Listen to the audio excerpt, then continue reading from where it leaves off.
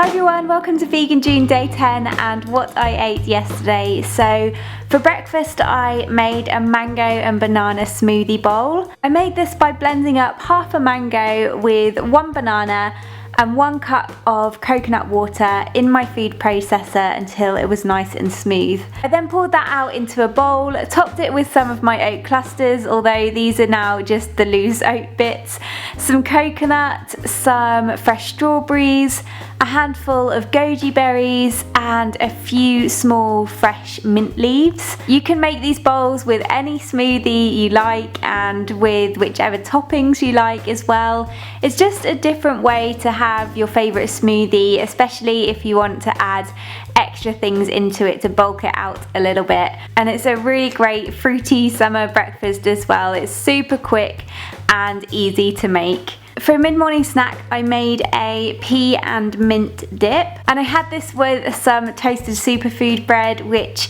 were in smaller pieces, so I just popped those under the grill to toast up. Then in my food processor I blended up 1 cup of peas, a small handful of fresh mint, a tablespoon of lemon juice, and I seasoned it with salt and black pepper. I put my crackers on a plate and then spread the dip onto it. If you like mushy peas, you'll like this dip, but you can also use it for actually dipping things in, like crisps or crudités. You can have it with chips, you can use it in so many different ways. And then I also had a cup of peppermint tea to go with that. I actually use canned peas as opposed to fresh peas. I just find that it works so much better and goes a lot mushier. You can store this in a container in the fridge and it will keep for up to 3 to 4 days. For lunch I made a bean burger bowl, and I first just shredded up half an iceberg lettuce.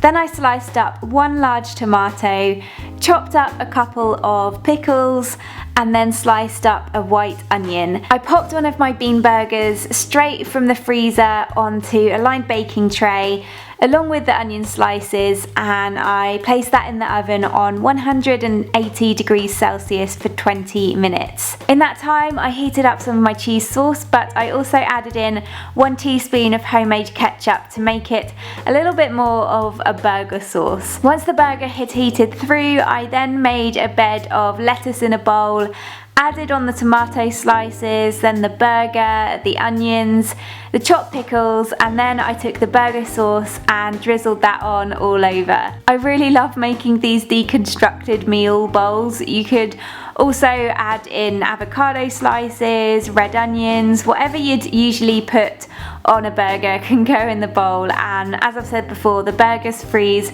really well and just need to be placed in the oven for them to recook. So if you keep a batch in the freezer like I do, it actually turns out to be a really quick lunch.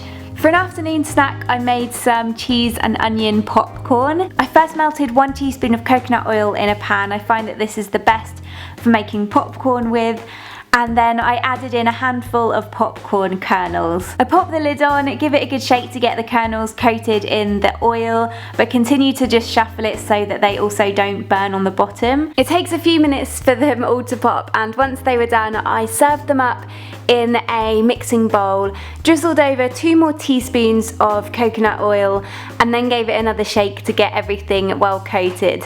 I then added on 3 tablespoons of nutritional yeast, 1 tablespoon of onion powder, a teaspoon of garlic powder, and a pinch of ground black pepper. I then just gave it another final shake and served it up in a deep bowl. Love popcorn for a snack. It's so quick and easy. It's great for you in terms of fibre and antioxidants, and I especially love coming up with different flavours for it. I do prefer more savoury flavours, but I also recently did a sweeter recipe, and in case you missed that, it was a vanilla caramel popcorn drizzle, and I will link to that below. For dinner I made a vegetable paella. I first prepped my veg by chopping up 1 white onion, peeling 2 cloves of fresh garlic, chopping up 1 large tomato, 8 medium-sized mushrooms, 2 green peppers and 1 courgette. I then added the onions to a large pan with a little olive oil and just cooked them off until they were soft. and then I minced in the garlic cloves. I then took some of this paste, which is a great base for soups, pastas, rices. It's basically just blended vegetables, and so I added 2 tablespoons of that to my pan and gave everything a good mix. I then added in the mushrooms and allowed those to cook before adding in the peppers. I next added the tomatoes to the centre of the pan with 1 teaspoon of paprika, and then I poured in 2 cups of vegetable stock and I let that simmer for around 10 minutes. I then added in the courgettes and my rice. I use 1 cup of brown rice for mine. You can use paella rice, and then I seasoned it with salt and pepper. I popped the lid on even though I don't have a lid big enough for this pan, but then I just allowed that to cook until the rice was done and the courgettes were cooked through. In the meantime, I just wrapped some corn on the cob in some foil and popped that under the grill, and then once the rice was cooked, I then added in 1 cup of peas, 1/3 of a cup of sliced black olives and a small handful of fresh parsley, and gave it one final mix together. Once the corn was grilled, I took that out and I sliced it up into rings, and then I served the paella up into bowls, added on some more fresh parsley, then placed on the corn. We had 3 pieces each, and then finally added on a few lemon wedges, and then I just squeezed those over as the final thing. I like quite a bit of lemon on mine, but again, you can add what you like to this. It's another great dish for using vegetables up in your fridge.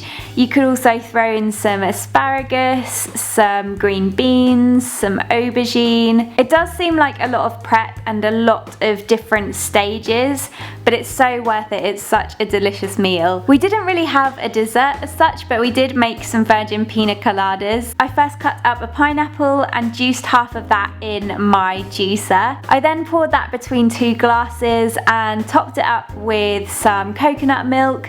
I then saved some pineapple wedges for decoration, and it really is that easy. You could also add in some coconut cream if you want it to be a bit thicker and creamier, but this was just really light and made for a delicious alcohol-free drink in a warm evening. Again, thank you so much for all of the lovely comments on Vegan June so far, and for watching. I really hope you enjoyed this, and I'll see you again tomorrow for the next one.